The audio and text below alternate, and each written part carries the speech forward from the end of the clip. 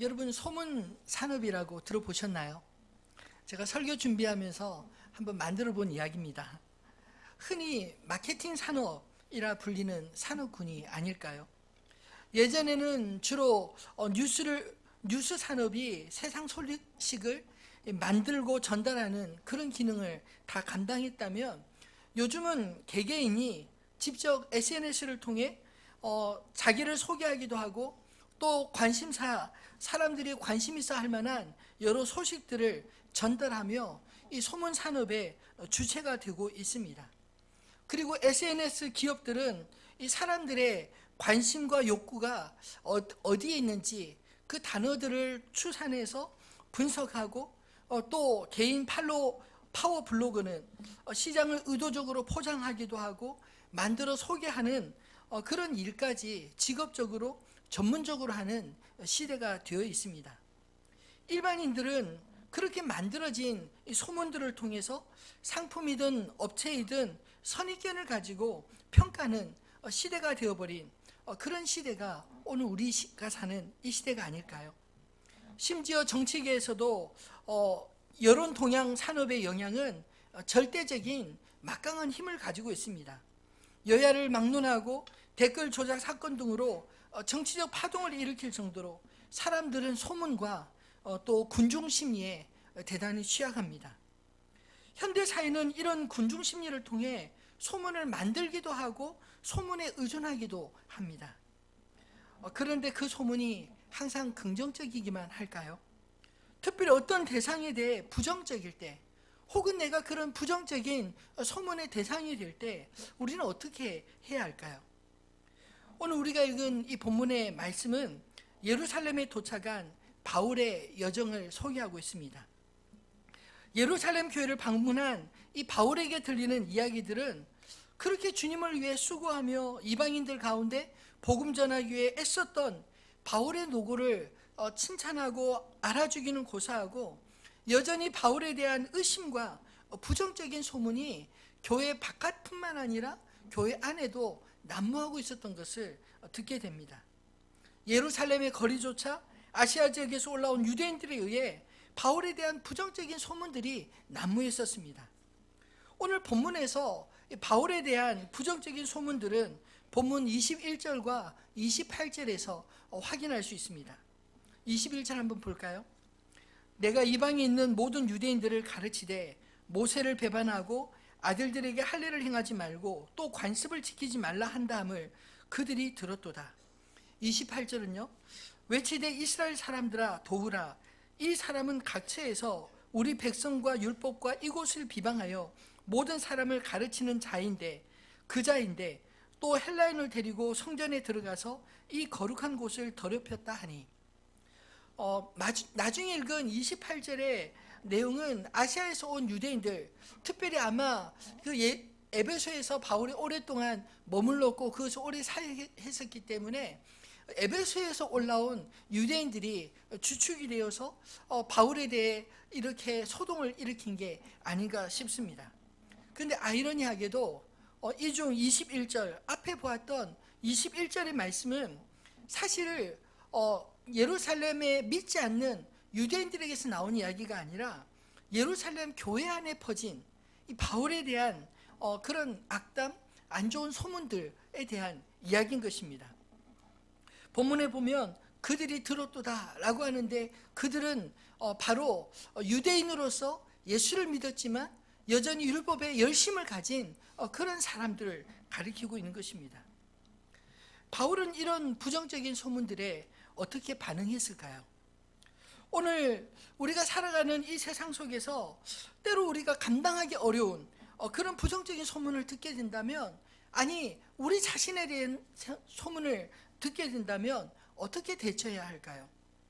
바울은 자신에게 쓰여진 이 부정적인 소문들에 어떻게 반응하고 있는지 오늘 본문 말씀을 살펴보면서 우리 안에 이 소문을 대하는 그런 생각들을 정리할 수 있는 시간들이 되었으면 좋겠습니다.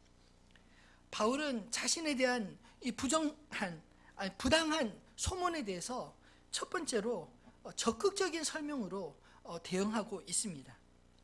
오늘 본문의 19절 말씀에 보면 바울이 예루살렘에 가서 제일 먼저 한 일이 교회 지도자들을 방문하고 그동안 그가 했었던 그 이방의 사역들을 보고하는 이야기들이 나와 있지 않습니까? 바울이 무난하고 하나님이 자기의 사역으로 말미암아 이방 가운데서 하신 일을 낱낱이 말하니, 어떻게 보면 예루살렘 교회에 와서 이 바울이 사역을 보고하는 것이 당연할 수 있는 일이지만, 바울 역시 이방인의 사도로서 주님께로부터 부름받은 자가 아닙니까?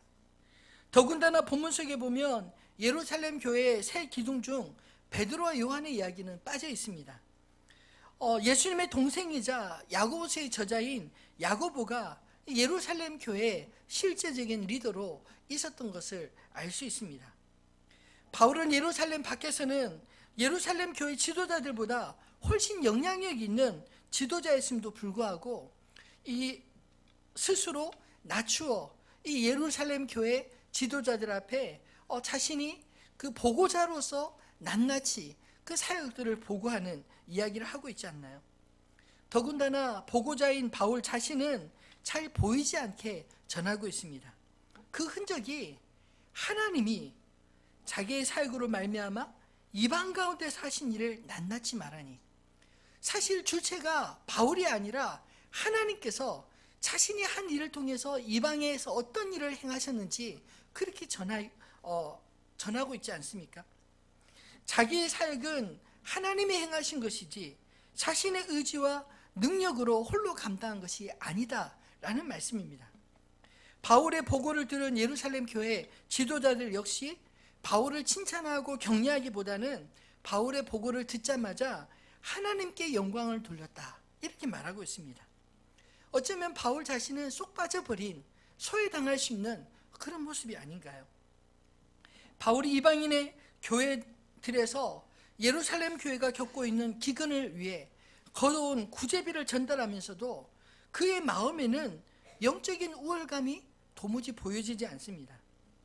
본문에 언제 전달했다 이런 내용도 생략한 거 보면 그것은 중요한 문제가 아니었다는 것이죠. 오히려 교회 연합과 질서를 존중하며 적극적으로 그가 하나님의 행하신 일들을 낱낱이 소개했다라고 말하고 있습니다.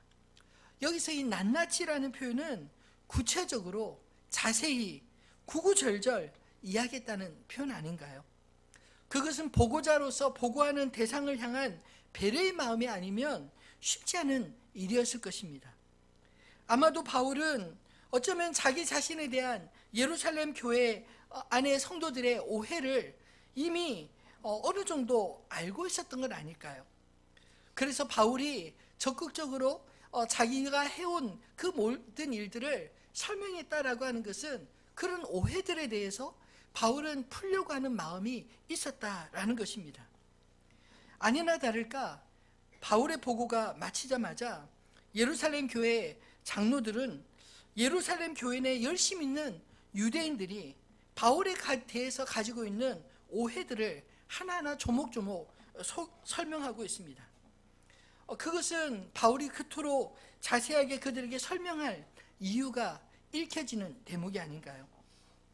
비록 바울은 예루살렘 교회 내 유대주의자들에게서조차 오해받고 있었지만 바울은 자신의 사역을 교회에 낱낱이 설명함으로써 자신에 대한 오해를 풀려고 하는 적극성이 있었다는 것입니다. 우리는 흔히 하나님 일하면서 하나님만 알면 되지, 다른 사람이 오해하고 다른 사람이 어떤 생각을 하든 하나님만 아시면 되지, 이런 생각을 가지고 주변 동역자들과 소통하는데 소극적일 때가 혹 있지 않나요? 물론 나는 하나님 앞에 정당할지 몰라도 내가 침묵함으로써 오랫동안 형제들이 오해하게 만든다면 그것은 결코 자랑할 일은 아니라고 생각합니다. 바울은 자신에 대한 오해를 교회에 적극적으로 설명함으로써 교회 지도자들과의 연합을 도모할 뿐만 아니라 비록 자신을 지지하지 않는다 할지라도 율법주의 그리스도인들을 결코 무시하지 않았다는 것입니다. 오늘 특별히 공교롭게 이 본문의 내용과 교회 건축 설명회가 딱 떨어져서 참 하나님이 참 어떻게 이렇게 잘 맞추셨나 이런 생각이 문득 들었습니다. 저는 교회 건축을 앞두고 교회가 더 열심히 소통하도록 작은 오해나 나쁜 소문들이 생기지 않도록 잘 관리해야겠다라는 생각을 합니다. 성도 여러분도 사실 많은 사람들이 모이다 보면 내 생각과 다른 것 참 많이 있지 않나요? 내 생각과 다르다고 또 검증되지 않는 이야기들을 내뱉지 마시고 하나님의 교회가 아름답게 세워지도록 함께 기도해 주시고 함께 협력해 주시기를 부탁드립니다. 두 번째로 바울은 자신에 대한 부당한 소문을 어떤 식으로 표현했을까요?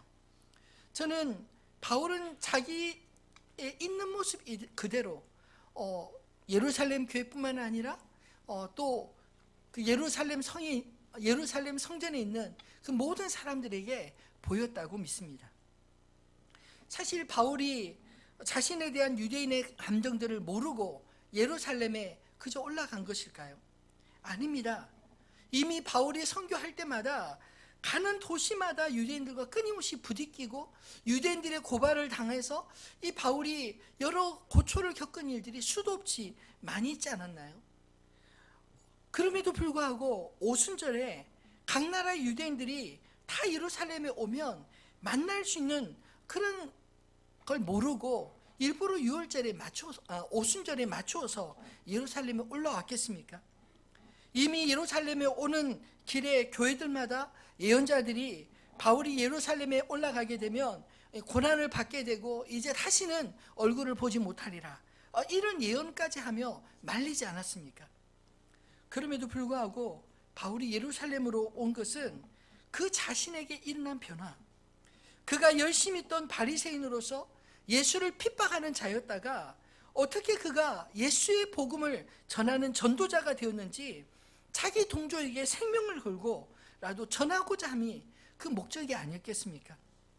심지어 예루살렘 교회 유대인들을 마저 자신을 율법의 파괴자라는 오해를 하고 있음에도 불구하고 바울은 자신을 변명하려 애쓰지 않았습니다. 예루살렘 교회 지도자들이 성도들의 오해를 불식시키기 위해 내건 율법 준수와 결례를 행하라고 하는 것을 수용하는 것을 보면 마치 바울이 율법에 굴복하는 것처럼 보여지지 않습니까? 바울이 예루살렘 밖에서는 오히려 더 영향력 있는 교회 지도자였지만 바울은 자신의 신념을 내세워 교회와 다투지 않았습니다. 그 성도들을 가르치려 하지 않았습니다. 오히려 바울 안에 자신의 원칙으로 고백했던 고린도전서 9장 20절로 21절 말씀과 같이 자연스럽게 행동한 것뿐입니다. 한번 그 말씀을 읽어볼까요? 고린도전서 9장 20절 21절입니다. 유대인들에게 내가 유대인과 같이 된 것은 유대인들을 얻고자 하며 율법 아래 있는 자들에게는 내가 율법 아래 있지 아니하나 율법 아래 있는 자같이 된 것은 율법 아래 있는 자들을 얻고자 하며 율법 없는 자에게는 내가 하나님께는 율법 없는 자가 아니요 도리어 그리스도의 율법 아래 있는 자이나 율법 없는 자와 같이 된 것은 율법 없는 자들을 얻고자 함이라. 아멘. 이 말의 의미가 무엇인가요? 바울의 마음의 원칙이 무엇입니까? 그 원칙은 자신의 생각과 자신의 주장 때문에 사람을 잃어버리지 않고 오히려 사람을 얻고자 그들과 같이 되겠다. 내가 유대인으로서 유대인에게는 유대인에게 맞추고 또 이방인에게는 이방인에게 맞추며 그 사람들을 얻도록 자기는 애쓰겠다, 이런 이야기 아닌가요? 성전에서 성난 무리들 앞에 자신의 과거로부터 변화에 대해 부활하신 예수님을 만난 이야기를 하는 것은 사실 바울에게 목숨을 건 이야기였습니다.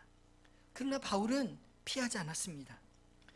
여러분, 때로 우리에게 갖는 그런 나쁜 혹은 악담들, 오해들, 여러분 잘못된 소문들에 대해서 변명하고 회피하는 것만은 능사가 아닐지 모릅니다. 바울 자신이 예수 그리스도가 부활하신 주 되심을 확실한 증거가 바울 자신이었기 때문에 그는 목숨을 걸고 자기 동족을 위해 자신을 있는 그대로 주님 앞에 내어 보여지는 그런 선택을 한 게 아니겠습니까?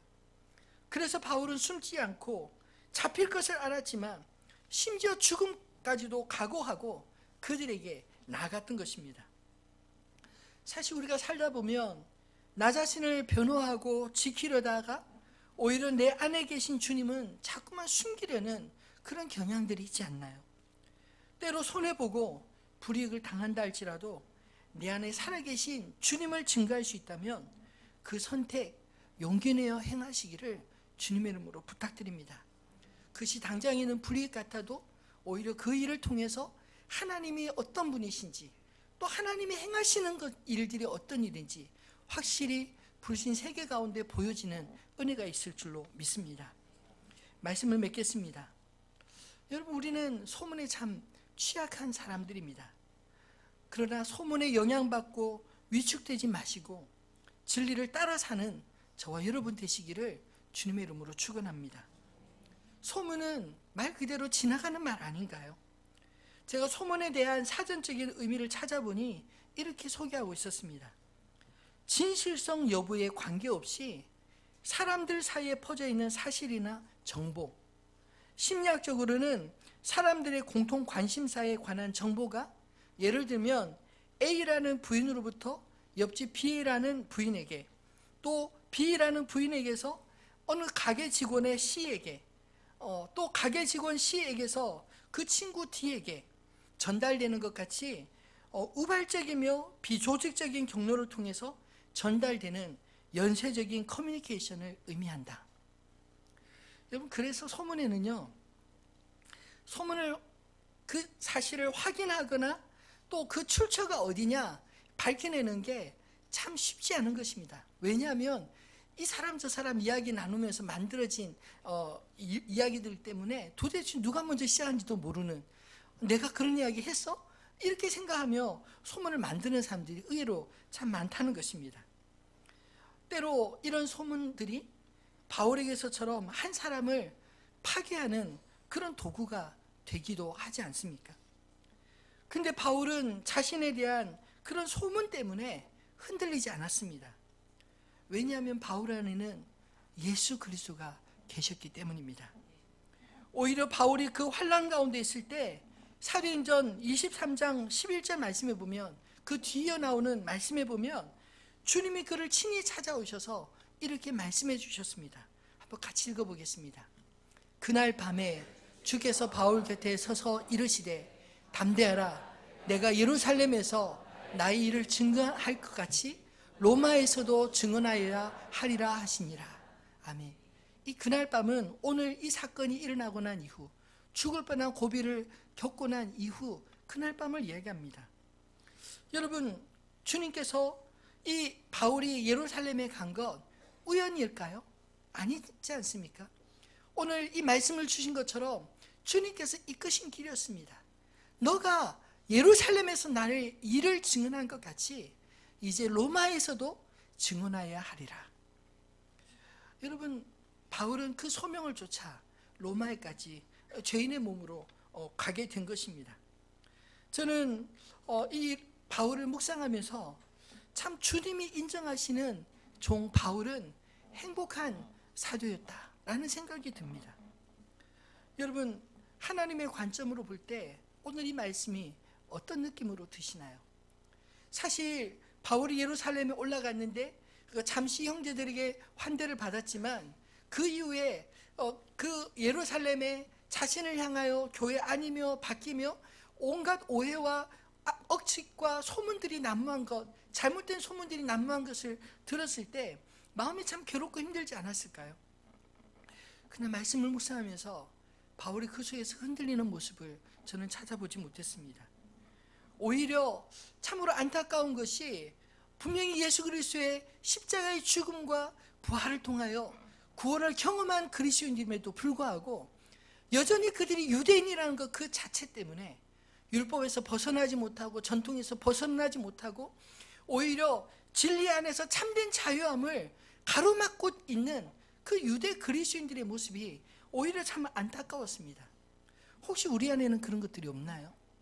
예수 그리스도를 믿고 있지만 그러나 내 안에 나도 모르게 내가 가지고 있는 과거의 경험들과 또 교육들과 이런 것들이 오히려 복음을 가로막고 있는, 복음을 제한하고 있는, 그래서 영적인 자유함이 없는 그런 모습으로 살아가고 있지는 않습니까? 여러분, 바울의 위대함이 무엇인가요? 그는 자신 안에 계신 주님을 숨기우지 않았습니다.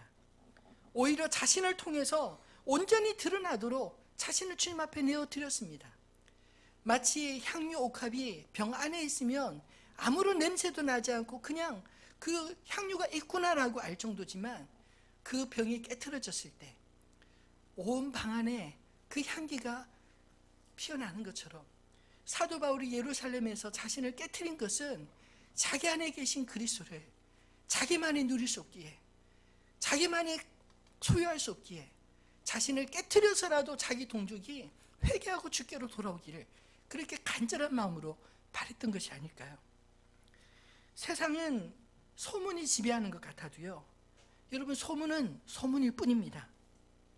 진실은 반드시 드러나고, 그리고 진실의 주권자 되시는 주님 앞에서 반드시 주님이 보상해 주시고 승리하는 날이 있는 것을 믿으시기를 바랍니다.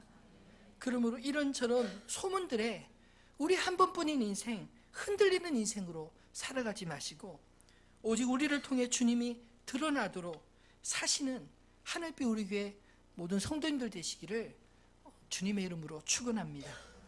오늘 주신 이 말씀을 기억하면서 우리들의 찬양 409장 함께 찬양하겠습니다.